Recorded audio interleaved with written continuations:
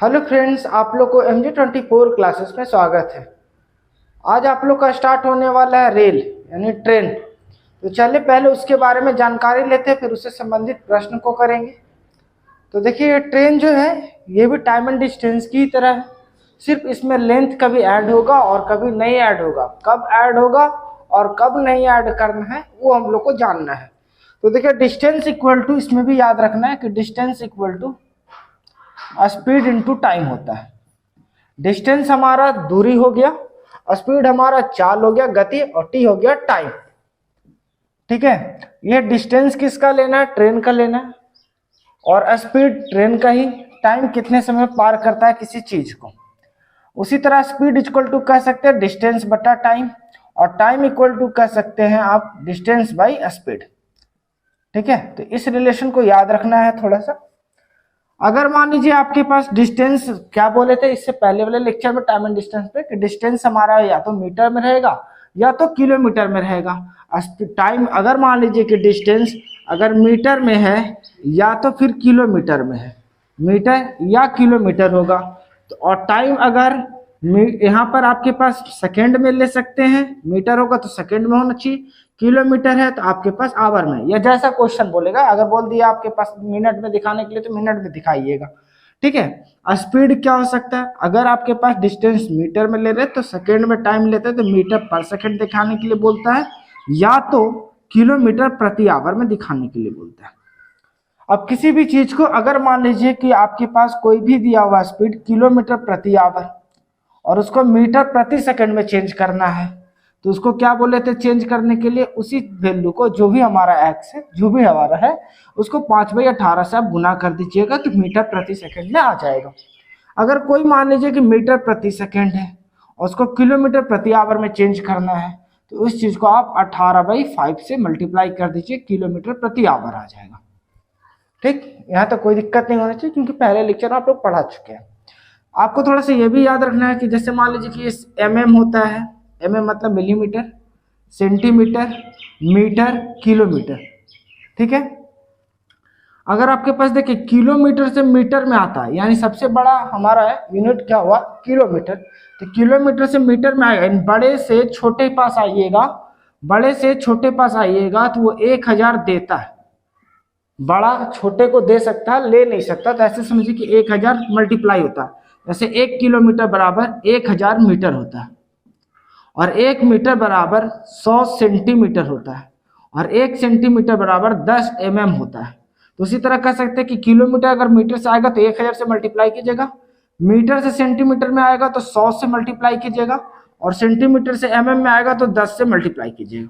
यानी बड़े से छोटे पास आएगा तो मल्टीप्लाई करना है, और छोटे से बड़े के पास जाएगा तो आप क्या कीजिएगा? डिवाइड कीजिएगा। mm से सेंटीमीटर में जाएगा तो 10 से डिवाइड कीजिएगा, सेंटीमीटर से मीटर में जाएगा तो 100 से डिवाइड कीजिएगा, और मीटर से किलोमीटर में जाएगा तो 1000 से डिवाइड कीजिएगा। ठीक है, बड़े से छोटे पास आएगा तो मल्टीप्लाई होगा, छोटे से बड़े पास जाएगा तो डिवाइड होगा। तो इस टर्म को थोड़ा सा याद रखना। उसी तरह आ जाते सेकेंड में, सेकेंड, मिनट और आवर। अगर आवर से मिनट में आएगा तो 60 से मल्टीप्लाई होगा, और मिनट से सेकंड में आएगा तो 60 से मल्टीप्लाई होगा। हम बोलते हैं 1 घंटे बराबर 60 मिनट, तो जितना रहेगा वो मल्टीप्लाई कर देते हैं। ठीक है, उसी तरह अगर सेकंड से मिनट में जाएंगे, यानी छोटा से बड़ा के पास जा रहे हैं तो डिवाइड करते हैं 60 से, और मिनट को आवर में ले जाते हैं तो 60 से डिवाइड करते हैं, और डायरेक्टली सेकंड से आवर में ले जाएंगे तो 2 बार 60 से डिवाइड कर देंगे। उसी तरह आवर को डायरेक्ट सेकंड में ले जाएंगे तो 2 बार 60 से मल्टीप्लाई कर देंगे। तो इस टर्म को भी थोड़ा सा ध्यान रखिए आप लोग को, जिनको नहीं पता है, और जिनको पता है अच्छी बात है। अब आप लोग को बताया गया था रिलेटिव स्पीड। रिलेटिव स्पीड क्या होता है? रिलेटिव स्पीड यानी सापेक्ष चाल। सापेक्ष चाल, सापेक्ष चाल कहने मतलब इसमें 2 डायरेक्शन होता है। एक तो सेम डायरेक्शन, सेम डायरेक्शन, और दूसरा होता है अपोजिट डायरेक्शन। सेम डायरेक्शन मतलब कोई ए व्यक्ति s1 स्पीड से गया और उसी दिशा में, उसी डायरेक्शन में s2 स्पीड से गया। तो रिलेटिव स्पीड यानी SR निकालने के लिए हम कह सकते हैं S1 माइनस S2 या S2 माइनस S1। जो स्पीड बड़ा रहेगा दोनों में से उसमें से छोटे वाले स्पीड को घटा देंगे। यानी जब सेम डायरेक्शन में जाएगा तो स्पीड को हम क्या करते हैं, घटा देते हैं। वही दूसरा डायरेक्शन अगर हमारा हो जाता है opposite direction, opposite direction, opposite direction में क्या होता है, विपरीत दिशा। कोई व्यक्ति इधर से जा रहा है और दूसरा स्पीड इधर से आ रहा है, यानी S1 इधर से गया और दूसरा S2 इधर से गया, तो ये रिलेटिव स्पीड क्या लगेगा, इसमें दोनों ऐड हो जाएगा। यानी जब सेम डायरेक्शन रहे तो आप स्पीड को क्या कीजिएगा, घटा दीजिएगा। किस में से, तो बड़े स्पीड से छोटे को घटाइएगा। और जब अपोजिट डायरेक्शन का स्पीड हो तो आपके पास दोनों स्पीड क्या होता है, ऐड हो जाता है। ठीक, तो आप इतने को पहले स्क्रीनशॉट ले लें। नोट में देखिए क्या है, 2 लिखा हुआ है कि अगर ट्रेन, पेड़, व्यक्ति, पोल, पिलर को पार करे तो ये सभी का लेंथ को नगण्य यानी नेग्लेक्ट माना जाता है। देखिए क्या बोला कि अगर कोई ट्रेन जो है पेड़, व्यक्ति या पोल, पिलर को पार करे, ठीक है, तो ये सभी का लेंथ को हम क्या कर देंगे, नेग्लेक्ट कर देंगे। वही प्लेटफॉर्म या दूसरा ट्रेन पुल को पार करे तो उसका लेंथ को ऐड कर देंगे। आपको देखिए अभी जस्ट हम पहले बोले कि मान लीजिए कि कोई ट्रेन जो है, देखिए रेल जो है, ट्रेन सेम है टाइम एंड डिस्टेंस की तरह ही बनता है क्वेश्चन, पर इसमें फर्क क्या है कि अगर ट्रेन मान लीजिए कि प्लेटफॉर्म को पार करता हो, पुल को पार करता हो, ठीक है, या दूसरा ट्रेन को पार करता हो जिसका डिस्टेंस थोड़ा है ज्यादा, उसके लेंथ को ऐड कर देते हैं। अब वही ट्रेन अगर मान लीजिए किसी प्लेटफॉर्म पे खड़ा व्यक्ति को पार कर रहा है या किसी पेड़ को पार कर रहा है या आपके पास कोई पोल है या खंबा है उसको पार कर रहा है, तो उसको पार करने में अगर उसका नेग्लेक्ट मतलब लेंथ मान लीजिए कि 1 मीटर भी ना हो, ठीक है, 1 मीटर भी ना हो, तो उस लेंथ को हम नगण्य मान लेंगे यानी नेग्लेक्ट कर देंगे, मतलब ट्रेन के डिस्टेंस के साथ नहीं ऐड करेंगे। ठीक है, यानी जिसका लेंथ ना के बराबर हो। अब जैसे मान लीजिए कि हम ही खड़ा है, हम ही को ट्रेन पास करेगा, ठीक है, तो हमारा कोई लेंथ होगा क्या इस तरह से, तो नहीं होगा, तो इस तरह उसमें नहीं ऐड करेंगे। जैसे डिस्टेंस इक्वल टू क्या होता है, स्पीड इनटू टाइम होता है। अगर मान लीजिए कि ये ट्रेन है और इस ब्रिज को पार किया जा रहा, इस ब्रिज को पार कर रहा था, अब इसकी कोई डिस्टेंस होगी, कोई डायमेंशन होगा, नहीं है उतना। तो इस ट्रेन का मान लीजिए कि लेंथ है आपके पास, लेंथ ऑफ ट्रेन है, और इसको पार करने में 18 सेकंड लगता है या 20 सेकंड जो भी लगता है आपके पास।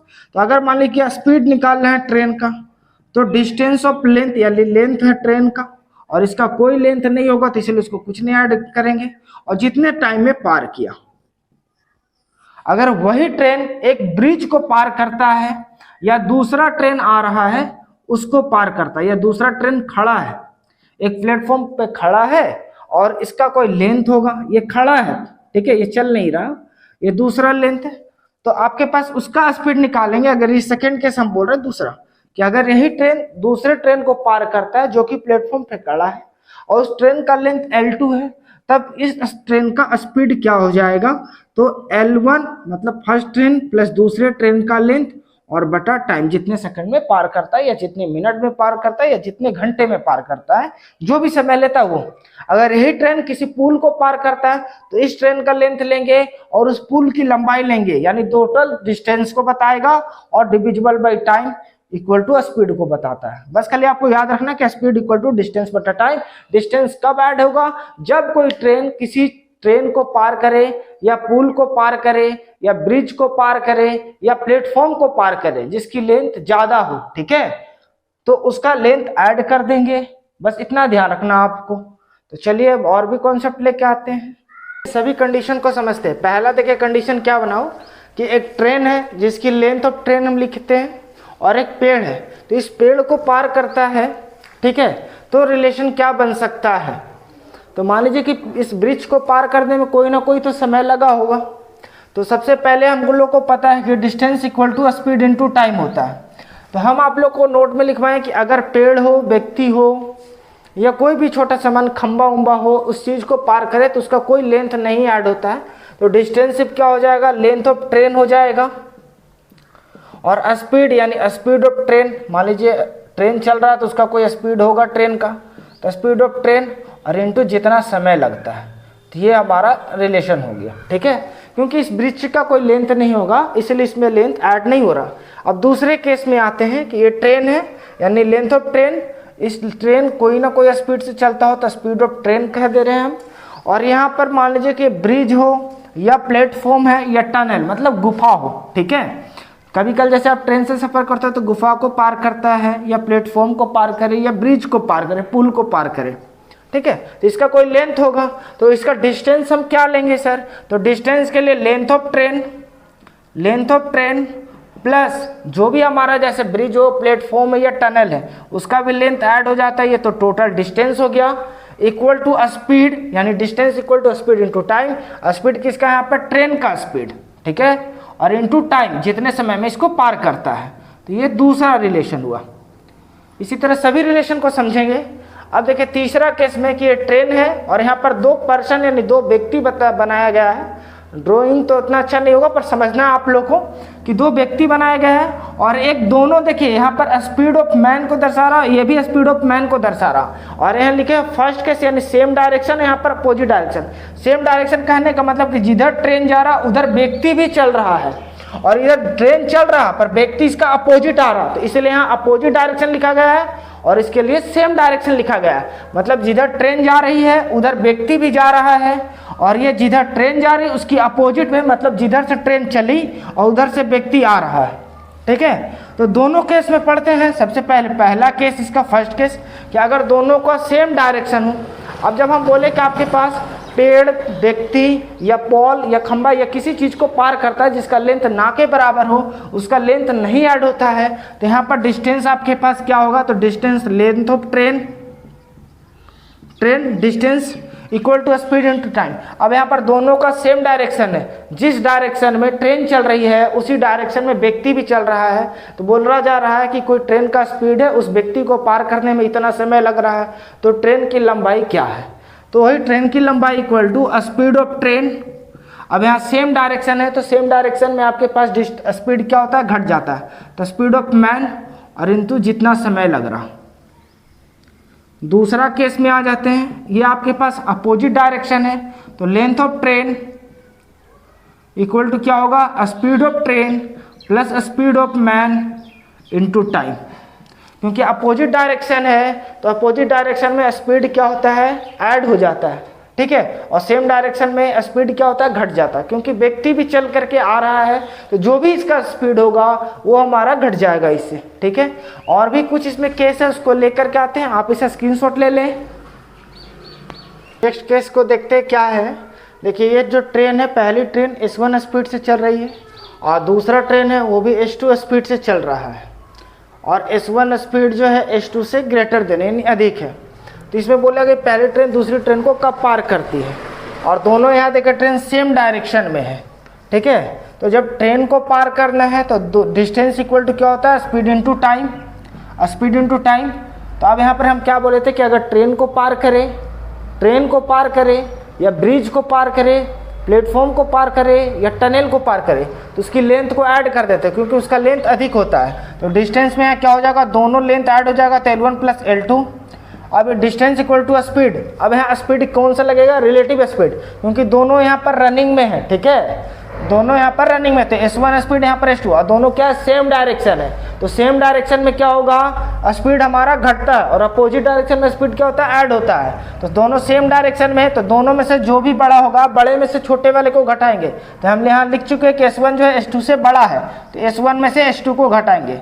तो यहाँ पे आपके पास स्पीड हो गया इंटू टाइम, जितने समय में इस ट्रेन को, मतलब ये ट्रेन इस ट्रेन को पार करती है। तो ये हमारा रिलेशन मिल गया L1 plus L2 equal to S1 minus S2 into time, ठीक है। आपको ये रटना नहीं है, चीज़ को समझना है, क्योंकि हम क्वेश्चन लेकर के आएंगे तो आपको क्लियर होगा, ठीक है। अब देखिए दूसरा स्टेप समझिए कि अगर यही ट्रेन इस ट्रेन को पार करती है, ये ट्रेन इधर से जा रहा और वो ट्रेन उधर से आती है, तो दोनों का यहाँ पर क्या अपोजिट डायरेक्शन है। तो यहाँ पर सबसे पहले distance equal to speed into time, distance क्या हो जाएगा? तो दोनों का डिस्टेंस ऐड होगा, तो यहाँ पर L1 plus L2 equal to distance speed, तो S1 plus S2 relative speed लगेगा इंटू टाइम, ठीक है, क्योंकि स्पीड क्या है? अपोजिट डायरेक्शन में है, और यहाँ पर एक ट्रेन दूसरे ट्रेन को पार कर रही है, इसलिए दोनों का लेंथ ऐड हो रहा। अगर ये व्यक्ति को पार करता, पोल को पार करता, ठीक है, तो ये सबको लेंथ नहीं ऐड होता है, इस चीज़ को ध्यान में रखिएगा। अब जैसे देखिए लेकर के 5वां नंबर की एक क्या बोला कि एक ट्रेन किसी प्लेटफॉर्म पर खड़ी है। बोला जा रहा है कि एक ट्रेन जो है किसी प्लेटफॉर्म पर खड़ी है और दूसरी ट्रेन उस खड़ी ट्रेन पर बैठे व्यक्ति को पार करती है। यानी एक ट्रेन जो है कोई प्लेटफॉर्म पे खड़ी है और उस ट्रेन में बैठे व्यक्ति को दूसरी ट्रेन पार करती है। ठीक है, तो अब उस चीज को इसमें व्यक्ति को पार कर रही है, ना कि ट्रेन को पार कर रही है। तो ये जैसे मान लीजिए कोई प्लेटफॉर्म पे खड़ी ट्रेन है, इसमें कोई बैठा व्यक्ति है और ये इसको पार करता है, इस व्यक्ति को पार करता है। तो आपके पास डिस्टेंस इक्वल टू क्या होता है, स्पीड इनटू टाइम। तो आपके पास यहाँ पर डिस्टेंस किसका लेंगे, सिर्फ इस ट्रेन का डिस्टेंस लेंगे। क्यों? क्योंकि इस ट्रेन का डिस्टेंस नहीं लिया जाएगा, क्योंकि इस व्यक्ति को पार किया जा रहा है, ना कि ट्रेन को पार किया जा रहा। तो इसका डिस्टेंस क्या है, L2 और distance equal to speed into time. अब स्पीड क्या होगा, तो दोनों आपके पास, यहाँ तो इसका कोई स्पीड नहीं होगा क्योंकि ट्रेन तो चल नहीं रही है, रुकी हुई है, कोई मोशन में नहीं है। तो यहाँ पर स्पीड क्या होगा, S2 इंटू टाइम, जितने समय में पार किया जा रहा। अब इसी केस को और भी देखिए, जैसे यहाँ पर छठा केस कि एक पहला ट्रेन है जो S1 स्पीड से चल रहा है और यहाँ पर दूसरा ट्रेन है वो S2 स्पीड से चल रहा है। इसमें बैठे व्यक्ति को पार किया जा रहा है, इस व्यक्ति को पार किया जा रहा है, ना कि ट्रेन को पार किया जा रहा है, व्यक्ति को पार किया जा रहा। ठीक है, और इस ट्रेन चल रहा। तो अब यहाँ से आपसे समझिए कि यहाँ distance equal to speed into time. तो ट्रेन का इस व्यक्ति को पार कर रहा, ना कि इस ट्रेन को पार कर रहा। तो ट्रेन का लेंथ, इस ट्रेन का लेंथ कोई नहीं ऐड होगा, इस व्यक्ति का लेंथ ऐड होगा। तो व्यक्ति, पेड़ और पॉल, ये सब का लेंथ क्या करते हैं, मतलब नेग्लेक्ट कर देते हैं। तो यहाँ पर क्या हो जाएगा, L1 यानी सिर्फ इसका डिस्टेंस इक्वल टू स्पीड। अब यहाँ पर स्पीड दोनों सेम डायरेक्शन में जा रहा, क्योंकि ट्रेन, ये भी ट्रेन मोशन में है और ये भी ट्रेन चल रही है। तो जब दोनों चल रही है तो दोनों का रिलेटिव स्पीड लगेगा। अब दोनों सेम डायरेक्शन में है तो रिलेटिव स्पीड क्या होगा, S1 माइनस S2। और क्यों होगा, क्योंकि यहाँ पर S1 जो है S2 से ग्रेटर देन है, तभी तो ये ट्रेन दूसरे व्यक्ति को पार कर रही है। ठीक है, बैठे और इनटू टाइम।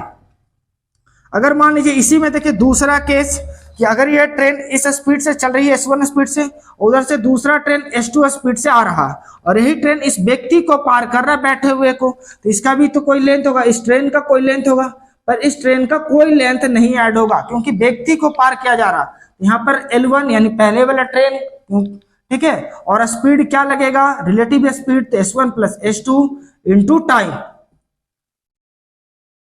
ठीक है, यही रिलेशन है और ये आप लोग को क्वेश्चन से और भी क्लियर करवाएंगे।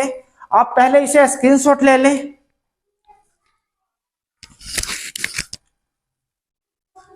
आशा है कि आप लोग को समझ में आया होगा। अगर आप लोग को कैसा लगा ये वीडियो कमेंट में बताना है। वीडियो अगर पसंद आता है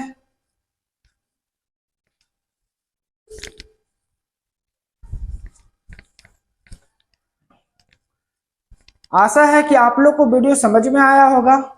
अगर किसी तरह का भी दिक्कत है तो वीडियो के कमेंट में आप लोग बताइएगा। अगर वीडियो पसंद आया तो वीडियो को लाइक करें, अभी तक चैनल को सब्सक्राइब नहीं किया तो कर ले, और साथ ही साथ बेल आइकन को भी दबा ले कि हमारा जो भी वीडियो अपलोड हो आप तक नोटिफिकेशन मिल सके। और अपने दोस्तों में से ज्यादा शेयर करें। अंत तक वीडियो में बने रहने के लिए धन्यवाद।